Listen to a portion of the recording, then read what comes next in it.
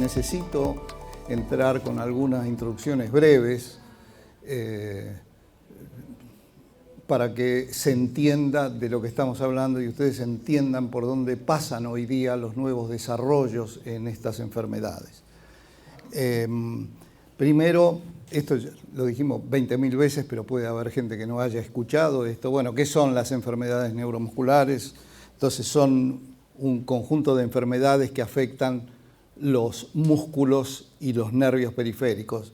Y como para que se entienda un poquito, ustedes saben que nosotros tenemos un sistema nervioso central que está acá en el cerebro y que se continúa con la médula espinal. De la médula espinal salen los nervios que van a inervar a los músculos, es decir, que nuestras órdenes para mover el brazo, la pierna o lo que fuere, y algunas que no son tan conscientes pero están ahí, como por ejemplo lo de respirar, para todo eso nosotros necesitamos músculos y para moverlos necesitamos que esas órdenes lleguen a los músculos para que se contraigan. Esas órdenes entonces viajan, generadas son en el cerebro, viajan por la médula espinal, de allí salen los nervios periféricos y de allí van a los músculos, ¿ok? Esta parte de la médula y eventualmente de los nervios periféricos y los músculos son parte del sistema nervioso, pero se llama sistema nervioso periférico, ¿sí? Lo central está dentro de la cabeza, ¿ok? Entonces, sistema nervioso central y sistema nervioso periférico. Primer concepto, vamos a hablar del sistema nervioso periférico. Muchas de estas enfermedades combinan algunas cosas de central y periférico. Entonces, primero, las enfermedades neuromusculares son enfermedades neurológicas, ¿sí? Por esto mismo, porque son parte de enfermedades del sistema nervioso periférico, ¿ok? Entonces dijimos que afectan los músculos, los nervios periféricos y las motoneuronas, de las que todavía no hablamos, pero que hoy van a tener que hoy les vamos a dedicar una parte especial a esto, y ahora vamos a ver dónde están. Y todas estas enfermedades producen pérdida de la fuerza, porque los músculos no se contraen con la suficiente fuerza, se debilitan, se atrofian, ¿sí? Y la inmensa mayoría son de origen genético. Ahora vamos a entrar de lleno en esta cuestión. ¿Y qué pasa con ellas? Frecuentemente no son reconocidas. Ustedes saben los retardos en el diagnóstico, las demoras, el no reconocimiento por parte de otros colegas, especialistas en otras cosas, hasta que llega el médico neurólogo, son reconocidas, se confunden y por ende son subdiagnosticadas. ¿Qué quiere decir? Que no se diagnostican como debiera. Bueno, todos pueden reconocer el esqueleto. Pero este esqueleto no se movería, las partes del esqueleto no se moverían si no tuvieran quien las mueva. Y esos son los músculos. Los músculos son los que permiten contraer y cuando yo estoy haciendo esto, mi húmero, que es este hueso que está acá, y mi radio y cúbito, que son los dos huesos que están en el antebrazo, yo los puedo juntar, separar, gracias a que hay un músculo acá que se llama bíceps, que hace este trabajo, de flexionar esto y acercar, digamos, estos huesos, contraer, ¿ok? Entonces, por fuera de los huesos están los músculos, ¿sí? Que posibilitan que estos huesos se muevan, ¿de acuerdo? También son músculos los que usamos para tragar, son músculos los que usamos para mover los ojos, son músculos los que usamos para respirar, ¿sí? Para cualquier cuestión motora, ¿de acuerdo? Cualquier cosa que genere movimiento. Entonces, bien, llegamos a esto de la clasificación, ¿sí? ¿Qué es una clasificación? Una manera de ordenar las cosas para entenderlas. Y entonces estas enfermedades pueden tener su origen. ¿Qué quiere decir su origen? Cuando digo qué estructura es la que está afectada. Y dijimos que íbamos a hablar de las neuronas motoras de las que no habíamos hablado y que hoy van a tener su parte muy importante. Estas neuronas motoras están dentro de la médula espinal. ¿Se acuerdan que la médula bajaba? En realidad baja por dentro de la columna vertebral, baja la médula y se ubican dentro de la médula en un lugar que se llama las astas anteriores de la médula, no importa eso, Pero, ¿por qué son importantes? Porque en realidad ellas son las que dan origen a los nervios periféricos. Es decir, cuando una orden del cerebro baja, lo primero que hace es señalar o comunicarse con estas neuronas motoras que están en la médula. Estas neuronas motoras son las mismas que emiten esa prolongación que se llama axón. Muchos se acuerdan y si no se los presento, los axones. Y el conjunto de esos axones son lo que son los nervios periféricos, ¿sí? O sea que en realidad una neurona motora es tan grande, fíjense, las que originan el nervio ciático que me llega hasta el pie, en realidad la neurona está acá arriba y tiene una prolongación como de 1 metro, ¿ok? Entonces, son células muy especiales y esa, como decíamos, entonces la prolongación de esa neurona origina los nervios que va a parar a los músculos que les dice cuándo se tienen que contraer, ¿de acuerdo? Según orden del cerebro. Entonces, puede haber enfermedades que afecten la neurona motora que está en la médula, enfermedades que afecten al nervio periférico, ¿sí? Enfermedades que afectan el sitio donde el nervio periférico y el músculo se unen, ¿sí? Y ahí se transmite el impulso que en realidad vino del cerebro, viajó por la médula, llegó a la asta anterior, de ahí se originó la neurona motora, el nervio se junta con el músculo, ahí se produce una transmisión de esa orden y entonces el músculo se contrae. Entonces, ese es otro lugar donde pueden asentar enfermedades neuromusculares en la unión y finalmente enfermedades que son propias del músculo, que no dependen ni de la neurona motora, que puede estar bien sana, ni el nervio periférico que puede estar sano, ni la transmisión que puede funcionar bien, pero el músculo es el que no funciona. ¿Ok? Cuando hablamos de origen, que cuando decimos que, por eso yo decía, depende de dónde se originan las enfermedades allí que dividían estas 4 lugares que pueden estar afectados y dar una enfermedad neuromuscular. Pero ¿cuál es el origen en general de las enfermedades? La primera que se me ocurre, infecciosa, cualquiera que nos pescamos una gripe, bronquitis, resfrío, bueno, es un germen, es una bacteria, es algo que viene de afuera, un virus que infecta y enferma. También hay enfermedades autoinmunes, enfermedades que el propio organismo genera, ¿sí? Fabricando anticuerpos contra algo que no debe, ¿sí? Hay una enfermedad, por ejemplo, que se me ocurre ahora, neuromuscular, que es de origen autoinmune, que es la miastenia, que es una enfermedad de la transmisión neuromuscular, ¿sí? Y ahí lo que le pasa a esa transmisión neuromuscular es que el organismo genera anticuerpos indebidamente contra ese lugar y eso produce la debilidad muscular. Es un ejemplo de una enfermedad autoinmune neuromuscular. Puede haber enfermedades genéticas y ahora vamos a entrar un poco en eso porque eso es lo que hay que entender para entender todos estos nuevos desarrollos.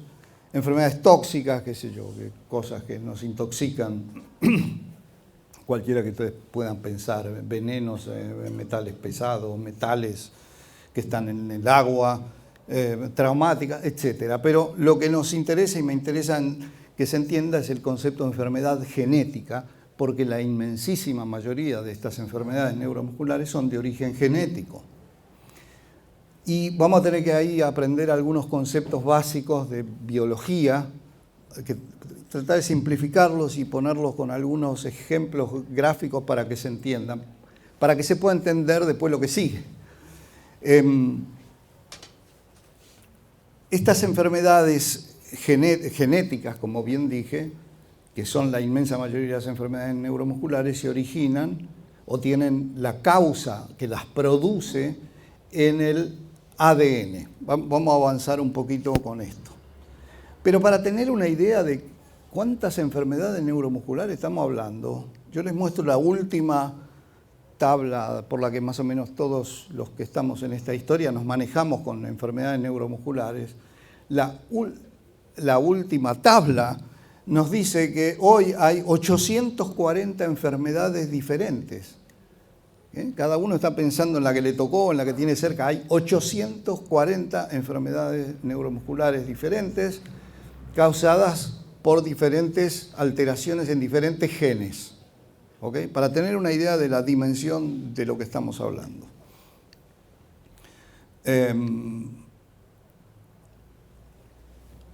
Hecha esta introducción, ustedes habrán escuchado ahora que hay una nueva revolución en el tratamiento de las enfermedades, no solamente enfermedades neuromusculares, tratamiento de cáncer, tratamiento de muchas patologías, que en realidad no es un concepto tan nuevo, pero se hizo muy popular ahora, que son los medicamentos biológicos.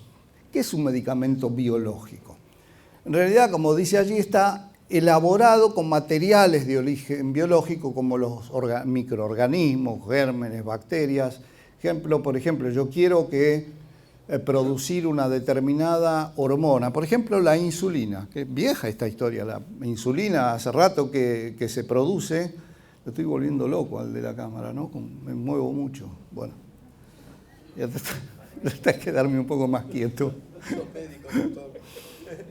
Un poco de inquietud motora, hablando de lo motor. La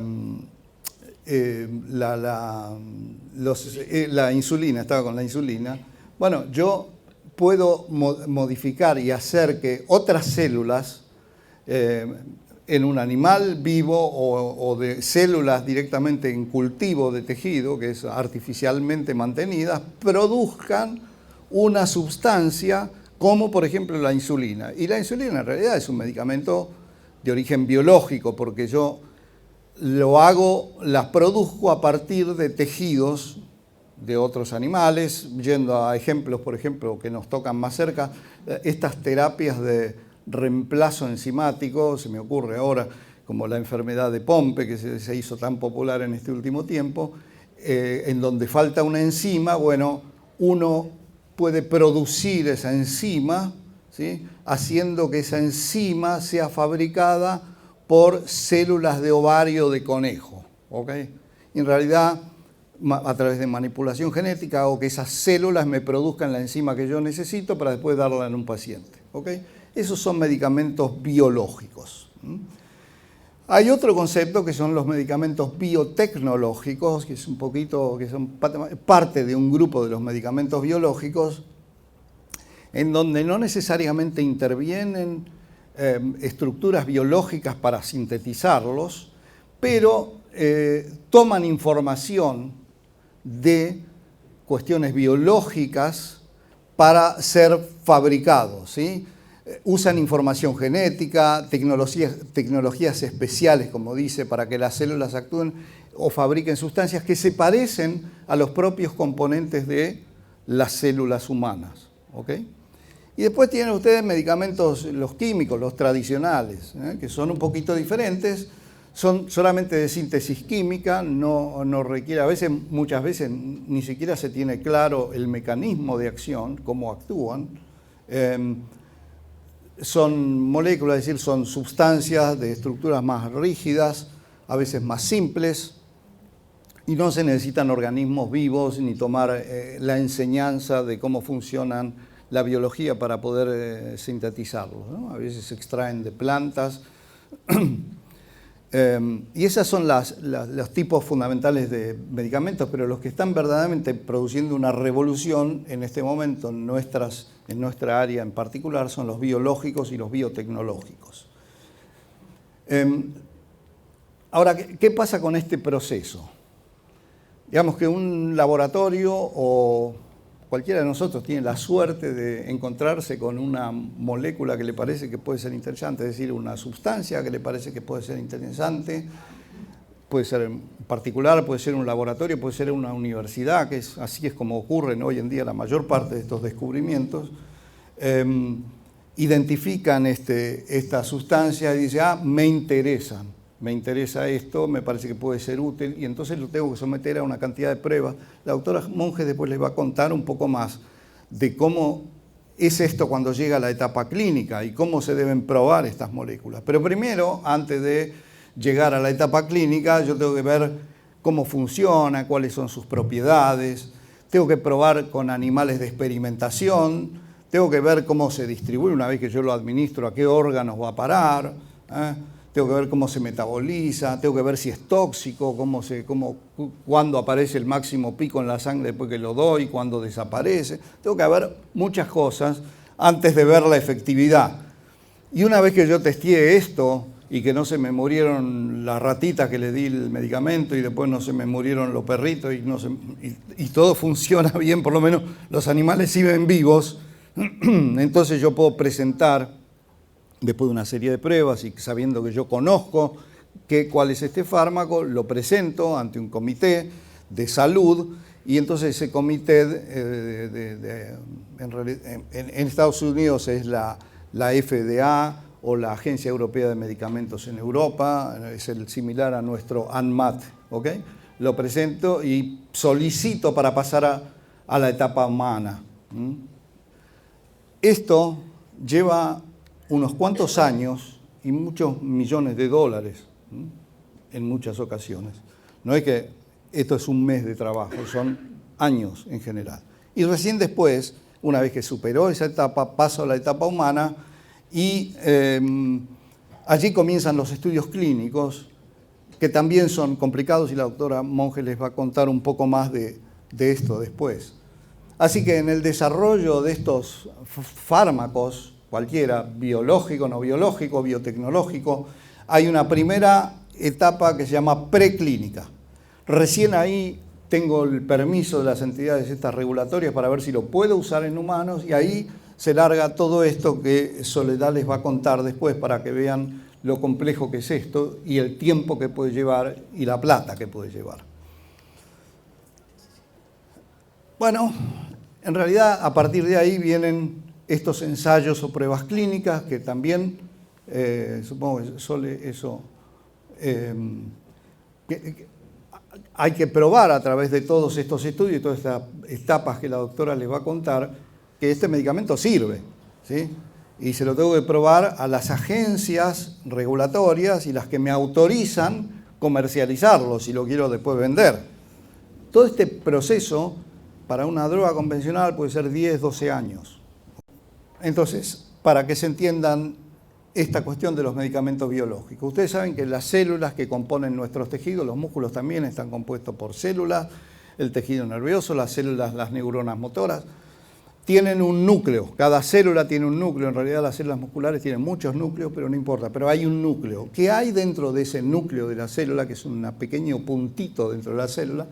Está el ADN. El ADN es muy popular hoy día en el reconocimiento de las cuestiones de criminalística, y ustedes saben, el ADN son ni más ni menos que las instrucciones necesarias para fabricar un organismo. Ahí está todo lo que se necesita para fabricar un organismo y para fabricarnos a nosotros mismos. Ahora, dentro de ese ADN, que se divide después en cromosomas, esto habrán escuchado hablar, que son 23 pares de cromosomas, en realidad encierran todo un lenguaje, porque yo les dije que son instrucciones. Esas instrucciones tienen que materializarse y transformar esas instrucciones en un individuo, digamos, en una mosca, en una papa, en una hoja de un árbol o en un ser humano. Y esas instrucciones que están incluidas en el ADN son para cada especie, por supuesto, distintas. El ADN nuestro es distinto al ADN de un ratón, pero para sorpresa de ustedes no crean que es tan distinto, pero es distinto. Y en realidad tiene en su interior todo un código, un idioma, que yo traté de ejemplificar acá. Ese ADN, en realidad, cuando uno lo mira, es una larguísima, larguísima tira de miles y miles y miles de metros, que están todos enrolladitos dentro del núcleo de la célula, y si uno los despliega, en realidad, gracias por esta historia, de darse cuenta que esto era una cosa larguísima, enrollada, y que era como una hélice, que ahora es popular la estructura del ADN, hasta para las estatuas, para los cuadros, para todo, parece que es una cosa muy bonita. Lo descubrieron Watson y Crick, dos famosos tipos en la década del final de la década del 50, 60, por lo cual recibieron el premio Nobel. Y descubrieron que allí adentro había un código, en realidad conformado por nada más que 4 estructuras o cuatro estructuras químicas que hoy están ejemplificadas con estas letras, que quieren decir timina, adenina, guanina, citosina, y son nada más que estas 4 letras y la manera en que se dispongan T, A, C, G, T, A, G, G, A, ¿ok? Por ejemplo, así, para dentro de ese código está el secreto de cada una de las partes que nos componen, a nosotros, a las moscas, a las abejas, a la hoja de la planta, lo que fuere. Fíjense, y también se descubrió que esa secuencia infinita de esas 4 letras en realidad estaba dividida en cachos, por eso, y esto, pedacitos, cachos queda feo para una filmación. Yo, es que me pone cara de... Dije cachos y puso cara fea. Bueno, fíjense, esta verde, esta roja, esta azul, y cada uno de estos, del comienzo al principio, es un gen. Este es un gen que estará destinado para... Estas son instrucciones para fabricar algo. Acá hay otro que es más cortito, son instrucciones para fabricar otra cosa, y acá hay otro, y acá hay otro, y hay... Al principio se pensaba que la cifra de genes eran, qué sé yo, 250.000. Resulta que hoy sabemos que son 25.000, no más. Para fabricarnos, por ejemplo, a nosotros. Y vamos a ir un poquito más adentro de esa estructura. ¿Hasta ahí se entiende?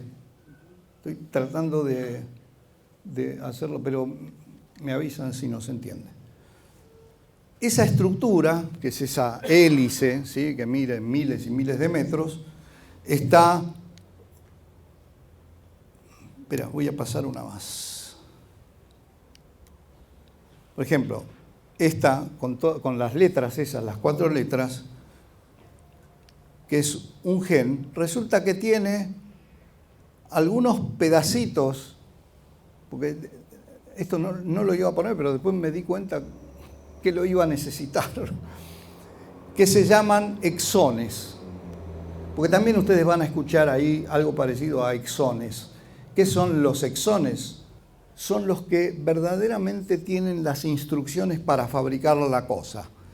Y estos otros, que se llaman intrones, que están entre medio de los exones, digamos, de este gen, este es un gen, digamos, de acá hasta ahí es un gen. Antes se le llamaba ADN basura, que en realidad hoy sabemos que no es basura, pero que no se sabía y todavía hay muchas funciones de esos intrones que todavía no sabemos para qué son.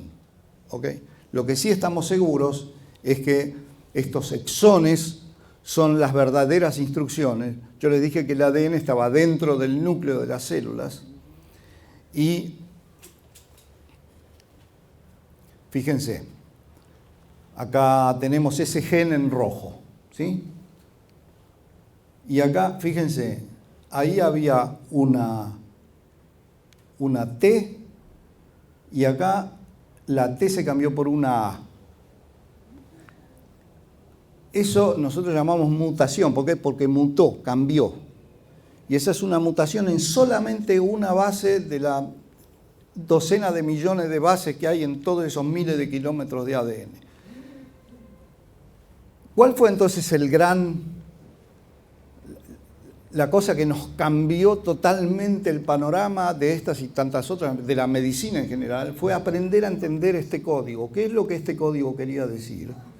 Aprender a entender qué son estos cambios y qué pueden originar. Y resulta que una sola letra puede producir una enfermedad o puede ser totalmente, una sola letra puede ser totalmente benigno o no producir ningún cambio. Pero en muchas ocasiones esa sola letra, ese solo cambio puede producir una enfermedad. Entonces una mutación en un solo punto, que le llamamos mutación puntual, es capaz de producir una enfermedad. Hay distintos tipos de mutaciones. Este es un ejemplo solamente de una letra. Esas letras, de paso, les cuento que se llaman bases. No, en realidad, las bases tienen nombres: citosina, timina, adenina, guanina. Fíjense, ahí sería, por ejemplo, acá sería la secuencia normal. Acá teníamos una mutación puntual porque es lo que vieron recién, cambió solo una base. Pero acá resulta que se metieron, sin que nadie las llame, se insertaron bases. Eso se llama inserción. Ese es otro tipo de mutación. Acá desapareció un pedazo, varias bases juntas. Desaparecieron, no están en la instrucción original. Eso es una delesión. Falta un pedazo de ADN. ¿Se entiende ahí? Todas estas son diferentes formas de mutaciones que son capaces de originar enfermedad. Esta es una viejísima que rescaté de allí para que se entienda y reafirmar estos conceptos. El núcleo, entonces, de la célula, en donde está toda esta biblioteca de instrucciones, en realidad esa biblioteca está en este código exótico de 4 letras, y de allí eso hay que exportarlo, tiene que salir del núcleo celular, sale a través de un mecanismo de lectura. Esta vez no es el ADN, sino el ARN, que se llama, que lee al ADN, lo lleva para afuera de la célula y lo mete a funcionar en una fábrica. Esas instrucciones van a fabricar cosas. Justamente lo que hacen es fabricar proteínas, que son las cosas que nos componen. Fabrican proteínas. En esa fábrica, que son los ribosomas, y esas proteínas después se utilizan para diferentes funciones, para energía de la célula, para estructura, para que formen parte de diferentes cosas que son necesarias para que esa célula sobreviva. Por eso puse esto ahí, que no sé si se ve bien, son como edificios, ¿sí? Porque son cosas que esas proteínas finalmente formadas con estas instrucciones se utilizan en toda la célula para cumplir diferentes funciones. A veces para cumplir, por ejemplo, la insulina. Las células pancreáticas del páncreas fabrican, con las instrucciones que están en el núcleo de la célula, fabrican insulina que sale a la circulación para metabolizar la glucosa, para metabolizar el azúcar. Cuando no hay suficiente, hay diabetes. ¿De acuerdo? Entonces, esas instrucciones se utilizan para que en realidad todo funcione. Para tener, a mí me encantó así que se los paso.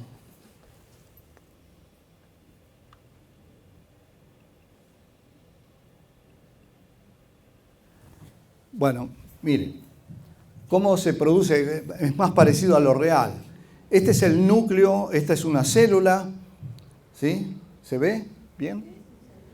Ok, y ahí todas estas cosas están dentro de la célula, pero en el centro de la célula está el núcleo de la célula. ¿De acuerdo? ¿Qué hay en el núcleo de la célula? El ADN, los cromosomas, ¿sí?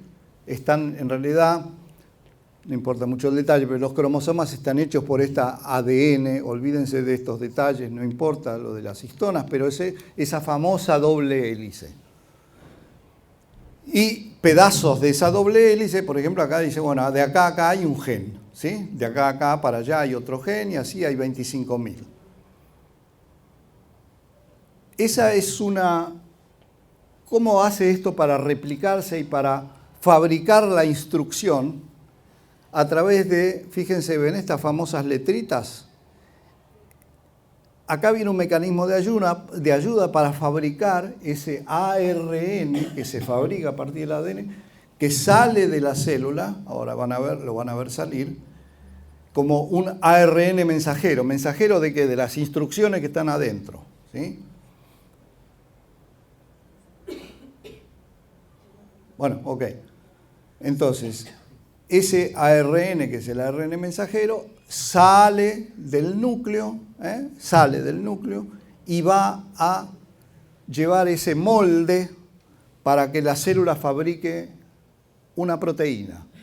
Por eso está ese concepto de que un gen, una proteína. Cada gen se dedica a fabricar una cosa. A partir de ahí, yo les conté de esa maquinaria que es la que empieza a preparar las proteínas. Fabrica las proteínas con estas, ya no quiero embarullarles más, pero a partir de ahí, y tomando como molde ese ARN mensajero, la maquinaria de la célula empieza a preparar con estas pelotitas una proteína. Y la va sacando de esa fábrica, que son los ribosomas, para después llevarla, para que la célula la ponga donde la tiene que poner, donde la necesite, ¿sí? Entonces, ahí salió la proteína. La proteína es ese conjunto de pelotitas que son aminoácidos que después se doblan de una manera especial.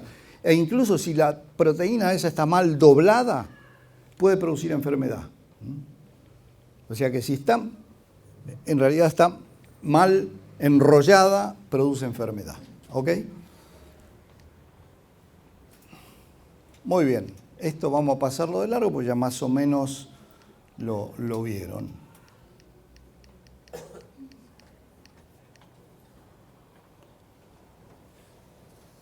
Tomemos un ejemplo que está siempre de moda, pero esto es válido para cualquier otra. ¿Por qué está de moda? Bueno, porque han aparecido terapias para esta enfermedad, que es distrofia de Duchenne, pero están en desarrollo, basados en estos conocimientos, terapias para muchas otras enfermedades, y ahora vamos a contar algo de eso. Este gen, ¿se acuerdan que les hablé de exones? ¿Qué son exones? Pedacitos de ese gen, que son los que verdaderamente se usan para fabricar una proteína, en este caso la distrofina, que es la proteína que cuando no se fabrica produce la enfermedad de Duchenne. ¿De acuerdo? ¿Hasta ahí va claro? Muy bien. El gen este de la distrofina es un gen enorme. Se piensa que es el más grande gen humano, porque está compuesto por 79 exones. Y fíjense que el exón 1 encaja con el 2 con el 3, el 3 con el 4, el 45 con el 46, 46 con el 47, ¿de acuerdo? Esto no está dibujado así al azar, sino para mostrar que existe una continuidad entre esos exones. Ahora supongamos, ¿se acuerdan que yo les hablé de diferentes tipos de deleciones? Entonces alguna cosa pasó y 3 exones desaparecieron. Después podemos hablar de por qué desaparecen o cómo esto se hereda, pero desaparecieron. Y fíjense lo que pasó acá. Ahora, resulta que se fue el 48, el 49 y el 50, pero aquí que el 47 y el 51 no se juntan. Con lo cual, ¿se acuerdan de ese ARN mensajero que iba leyendo? Cuando llega acá, dice, uy, ¿qué pasó acá? No puedo seguir leyendo más, deja de leer, fabrica un poquito de proteína, o mitad o lo que sea, que sale afuera, que no sirve para nada, y entonces la célula tiene mecanismos de limpieza que degrada esa proteína y no sirve para nada. Ergo, entonces esa proteína no llega a donde tiene que llegar, que es en realidad la membrana de la célula muscular para sostenerla, y es parte de la membrana, y entonces allí empieza el problema con esta enfermedad. Entonces, mirando este gen, vamos a volver para atrás, algún tipo se le ocurrió, dijo, che, a ver, pero tengo entonces la cola del 46 y lo podría yo juntar, si ya que el 47, el 48 y el 49 se me fueron, yo podría juntar la cola del 46 con el 52. Pero ¿qué tengo que hacer? Anular también el 51. Ese es el famoso salto de exón, que es, ¿saben?, un medicamento biotecnológico. Entonces, fabrico lo que se llama una sonda, porque vieron que el ADN tiene esta cuestión fantástica que se vio en el dibujito de poder replicarse, se divide, se duplica, se le pegan cosas. Bueno, yo puedo fabricar una cosa basado en esos conocimientos, por eso es biotecnológico, para que también me haga desaparecer el exón que sigue, el 51. Y entonces tenemos esta situación acá, en donde tenemos el 47, 48, 49, 50, se fueron, pero si hago desaparecer también el 51, así no se pueden juntar. ¿De acuerdo? Pero si hago desaparecer yo el 51 con algo que lo anule, que yo fabrico en el laboratorio, entonces resulta que lo que pasa es que puedo que ahora el 47 y el 52 se junten y entonces la célula pueda leer el ARN, digamos, ¿ok? Que es el que venía leyendo, leer esa instrucción y sacar una instrucción un poco renga, qué sé yo. Bueno, la proteína entonces no va a ser igual a la original, pero va a ser mejor que nada. Ese es un desarrollo biotecnológico que ha revolucionado en los últimos años todo lo que se pensaba respecto de lo que se podía hacer, no solamente en esta enfermedad, sino que esta misma tecnología de crear estas cositas que tienen un nombre muy complejo, estas piecitas que se meten ahí, interfieren donde yo quiero que interfieran, donde el biólogo o el que desarrolle la droga quiere que interfiera, y hacerla que interfiera acá, que interfiera allá, modelar este proceso de lectura del ARN para convertir algo que no servía en algo que sirve. ¿De acuerdo? ¿Y qué fue lo que dio el puntapié inicial? Esta enfermedad. Porque a partir de esta se desarrollaron montones de estrategias que están ahora en curso para manejar otras enfermedades. ¿De acuerdo? Muy bien.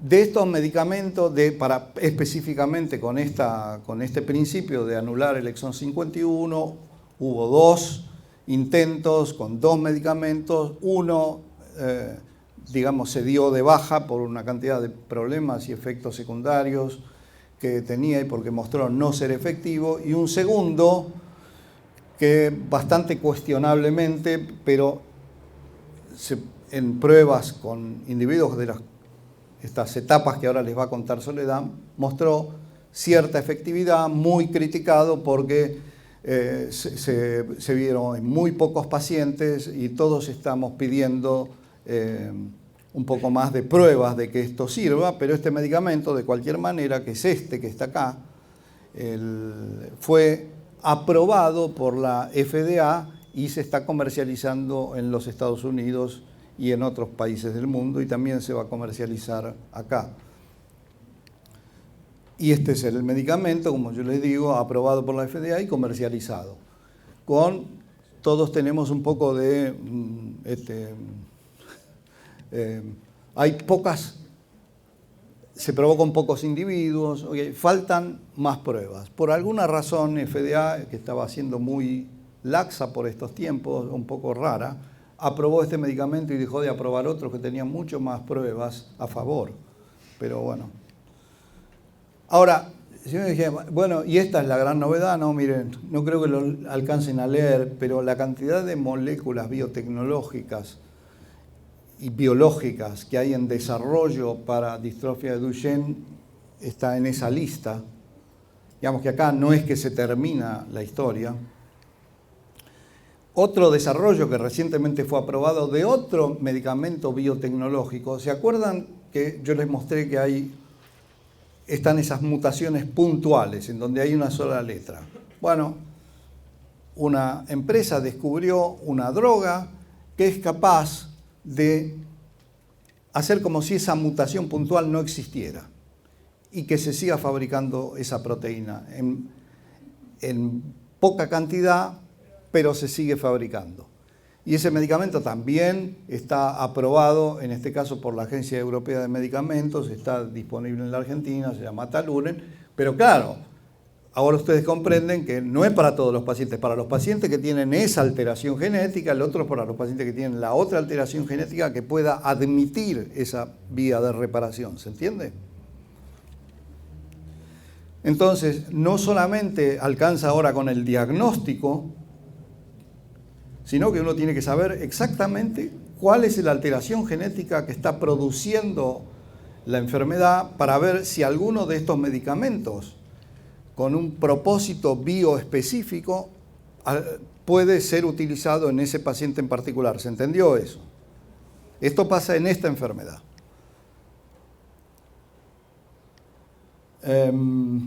Ahora, por ejemplo, una de las cosas que se está por probar próximamente son medicamentos también biotecnológicos que, como en este caso, es un inhibidor de algo que frena el crecimiento muscular. Todos tenemos una sustancia entre nosotros dando vuelta que hace que no seamos como Schwarzenegger, no se nos crezcan los músculos. Cuando uno logra anular esa sustancia, tiene vacas como estas, gigantescamente musculosas, o ratones hipermusculosos, ¿sí? Un bife de esto, no sé, se me ocurre que debe ser duro, pero que hay cantidad de carne, hay. Entonces, la idea, después de que se pasó por pruebas animales y demás, es utilizar este medicamento que promueve el desarrollo muscular a través de inhibir una sustancia que impide el desarrollo muscular. Y ese medicamento es un medicamento que se va a probar muy pronto, esperamos, en los próximos meses, el año próximo, y vamos a ver si ese medicamento es realmente efectivo o no, después de una cantidad de tiempo y de pruebas, en disminuir o mejorar esta enfermedad también de la que estamos hablando, que es distrofia de Duchenne. Por darles un ejemplo, hay otros medicamentos en prueba, otros desarrollos. Por ejemplo, en distrofia miotónica, que es una enfermedad también muy común, es una de las distrofias musculares más comunes en el adulto, lo que pasa, que es una de las alteraciones en ese ADN que yo les mostré, que hay un pedazo de ese ADN que es en un gen específico, que se repite y se repite y se repite y se repite por cientos de repeticiones, cuando lo normal es hasta 35. Pero ahí hay cientos, miles. La tecnología esta de fabricar sondas que bloqueen, como se inventó para Duchenne, es la misma tecnología que se está empezando a probar para sondas que bloqueen esas expansiones, se llaman expansiones. Y hay primeros resultados que son muy interesantes y parece ser una estrategia efectiva. Ustedes ven que con una estrategia desarrollada para una medicación, la estrategia se utiliza para otras cosas.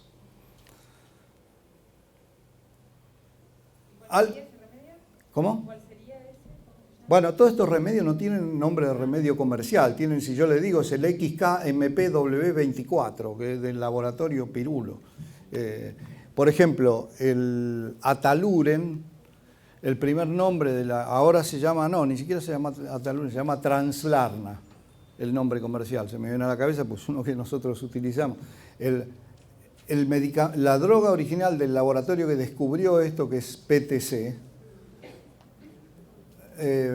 la bautizó con PTC 124, tienen el PTC 908, después se la bautizó el nombre de la droga como Ataluren y ahora se la comercializa como Translarna. Los nombres finales no tienen nada que ver con los nombres, porque generalmente son moléculas que tienen un número, ¿ok? Y hasta que no se comercializan. Una cosa de las que seguramente Sole les va a hablar y que nos está fascinando y que nos dejó knockout en alguna de las últimas cosas que vimos y con las que soñamos siempre es, bueno, ¿qué tal si en lugar de emparchar y arreglar estos genes con estas estrategias y qué sé yo le cambio el gen, se lo arreglo desde afuera? ¿Y cómo hago eso? Bueno, le mando ADN nuevo a la célula. Eso, digamos, es terapia génica. Y la terapia génica se puede realizar a través de varias estrategias. Una de ellas, ustedes saben que los virus no son otra cosa que paquetes de ADN. Pero tienen la habilidad de meterse dentro de las células e infectarlas. Si uno le logra meter el virus que uno quiere, el pedacito de ADN que uno quiere dentro del virus y usar el virus como un misil para que meta ese pedacito. Esto parece muy fácil así contado, ¿no? Pero créanme que es muy difícil. Ese pedacito de ADN que yo le puse al virus, lo pueda meter dentro del ADN, meterlo en el núcleo de la célula muscular en este caso. Bueno, uno estaría arreglando el defecto genético, ¿sí? Y ahora van a escuchar, solo les va a contar el tremendo desarrollo que ha habido esto en una enfermedad muy grave que tenemos, que se llama la atrofia muscular espinal, la atrofia infantil, la atrofia espinal infantil, en donde este sueño se empezó a hacer realidad. Bueno, hay otras, yo le conté otras estrategias. Yo le dije que el gen de la distrofina era un gen muy grande, pero hay una versión chiquitita del gen. Miren, porque esto es divertido de ver.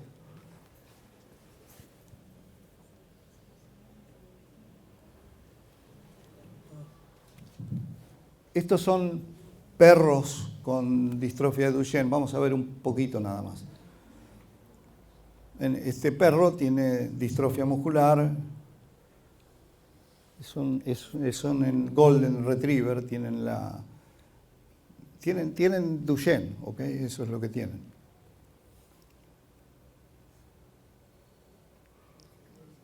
En este caso el nombre del medicamento es el AAVH8400 no sé cuánto, ¿ok?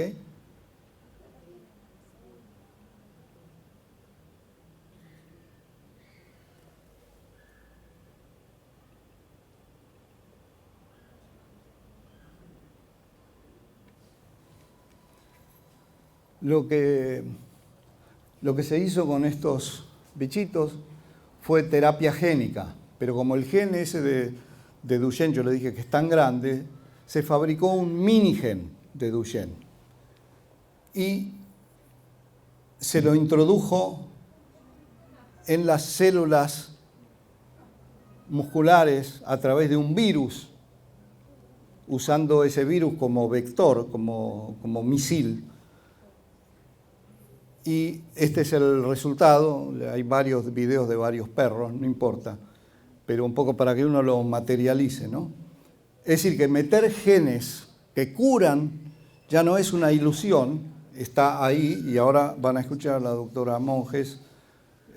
¿Para todos los casos de Duchenne o de mutaciones? Esto sería para cualquier mutación, si funciona. Ahora ya se empieza en etapa humana, ahora ya se está empezando.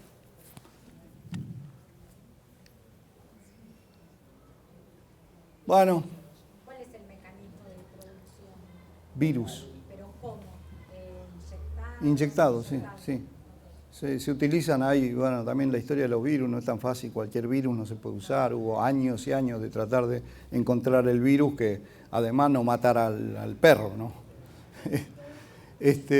Bueno. Doctor, ¿y para duplicación de Duchenne? ¿Para?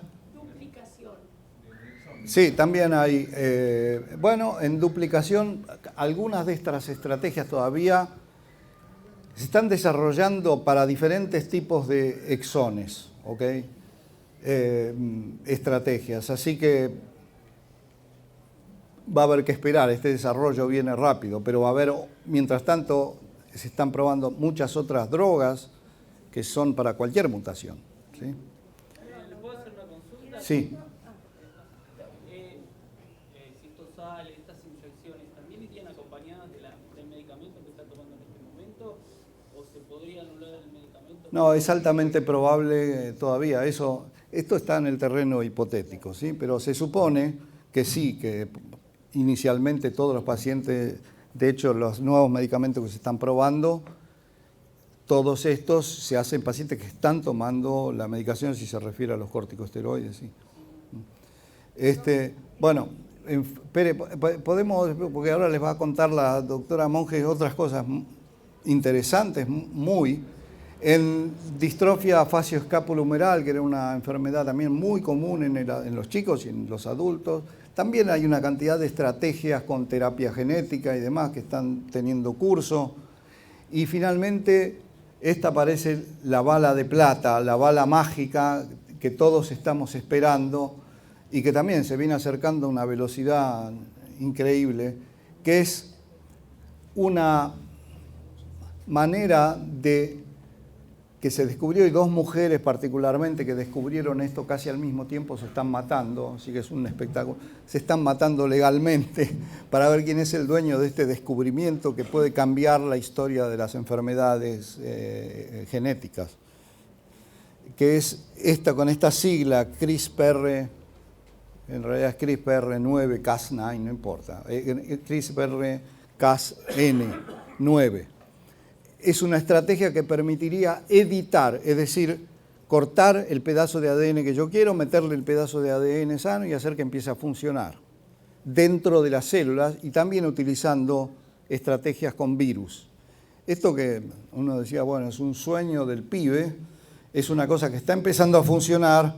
En los Estados Unidos ya se empezó a trabajar en modelos animales, ya hay un mono con una enfermedad no de humanos curado con esta técnica, con una enfermedad genética, ya curado con esta técnica.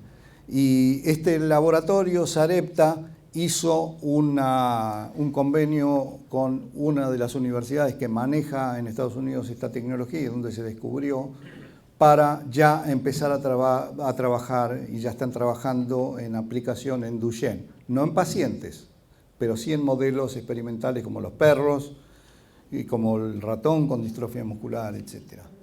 Así que bueno, las esperanzas ahora son enormes. ¿Entienden? La idea de esto es que se entienda por qué, digamos, por qué tenemos tantas expectativas y tantas esperanzas nuevas. Porque antes era trabajar con consecuencias de la enfermedad. Ahora estamos trabajando con las causas de la enfermedad, ¿sí? Modificando el verdadero origen de la enfermedad, con lo cual se abren, y con herramientas poderosísimas como esta última que les acabo de mostrar, que bueno, va a ser cuestión de esperar un poco, pero la velocidad es impactante lo que está pasando en este momento, y bueno, y por eso también, otra de las cosas, cada vez hay más industrias biotecnológicas, pequeños laboratorios que se llaman biotecnológicos, que están desarrollando cantidades de estos medicamentos biológicos. Yo solamente les mostré unas puntitas nada más, pero en muchísimas enfermedades. Así que, bueno, hay grandes expectativas, grandes esperanzas, todos las tenemos, y una de las situaciones en las que estamos totalmente desarmados hasta hace poco es esta enfermedad, la atrofia muscular espinal, en la que Sole tiene tanta experiencia. Y hoy nos están sorprendiendo con las terapias que existen y con las que van a venir ya, pronto, enseguida, y con otras nuevas que se van a probar también en los próximos meses o pocos años. Sole, y también les va a contar un poco qué son todas estas pruebas, cómo se hacen, cómo se llevan a cabo, ¿sí?